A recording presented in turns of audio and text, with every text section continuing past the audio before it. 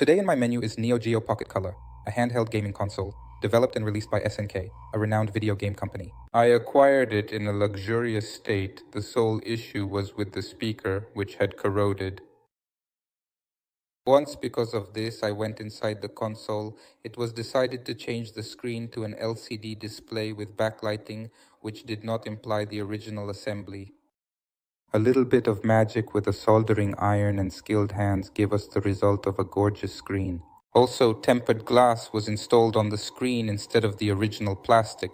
This time I didn't change the console shell, as it has a certain collectible value for me. As for me, it turned out to be a clean buzz. Let's look at the result.